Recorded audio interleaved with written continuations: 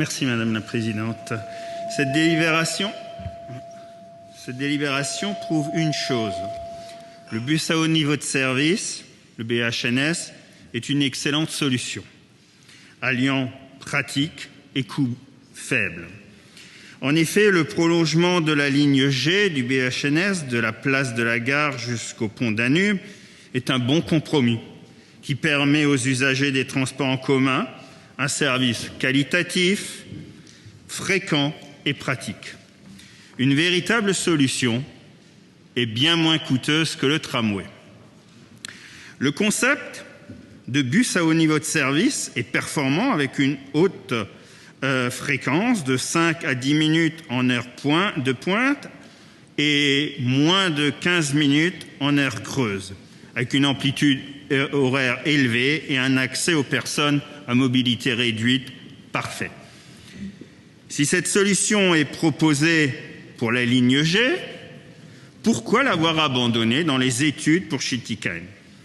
Avec votre consultation tram ou tram, vous vous trompez simplement d'enjeu. L'enjeu n'est pas le tram, mais bel et bien la mobilité et la circulation dans l'ensemble du nord de l'Eurométropole.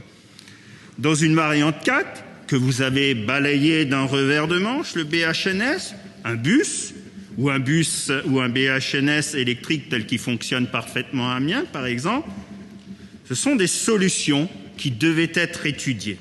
Avec cette délibération, on ne peut pas dire que cela ne fonctionne pas.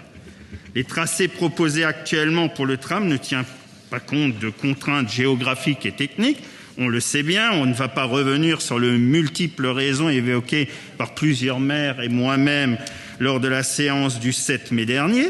Les 3 variantes que vous soumettez dans la consultation sont tout aussi irréalistes qu'irréalisables et ces aménagements proposés sont un investissement considérable et grotesque. Ce n'est pas le sujet de la délibération, j'en conviens aisément, mais au moins elle nous sert de comparaison. À environ 5 millions d'euros, le bus à haut niveau de service est réalisable sur un tel parcours. Le fait qu'il s'agisse d'un prolongement dans cette délibération nous informe également qu'il convainc, et ce qui est important. Alors pourquoi cet acharnement à vouloir imposer un tram qui avoisinerait les 100 millions d'euros à bas mot pour moins de 3 km?